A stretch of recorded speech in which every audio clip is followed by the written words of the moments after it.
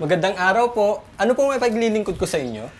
Magandang araw din. Kukuha sana ako ng remittance na pinadala ng anak kong nasa abroad. Pahiram na lang po ng valid ID.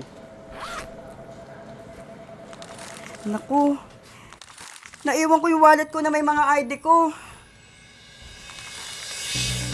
Hay, mabuti na lang. Nandito sa bag ko yung e-fill ID ko. Ay, Nay, tanggap po yan. Paki-fill up na lang po itong claim form habang bine-verify po yung e-fill ID nyo. Ma'am, papatulong po sana ako magpa-verify ng e-fill ID. Di ba tinuro ko na sa'yo yung PhilSys check? Opo, kaso nakalimutan ko po eh. Kaya magpapaguide po ulit ako sa inyo. Sige, ikaw na gumawa. Ganito ang pag-verify ng e-fill ID o fill ID gamit ang PhilSys check. Anong gagamitin mo? Smartphone o computer? Yung phone ko na lang po.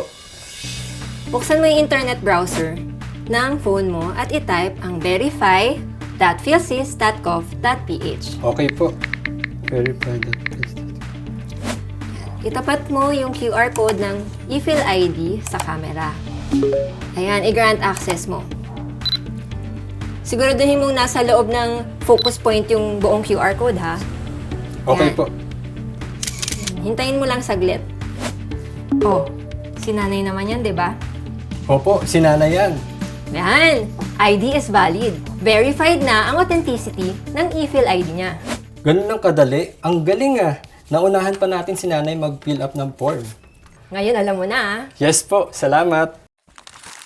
Eto na yung form. Oh, i-process mo na yung remittance ni nanay.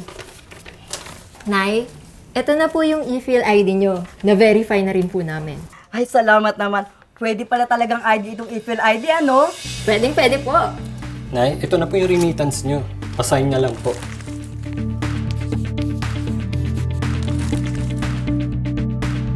Maraming salamat, anak, ha?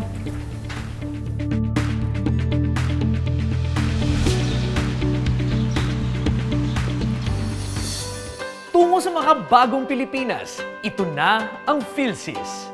ID natin to.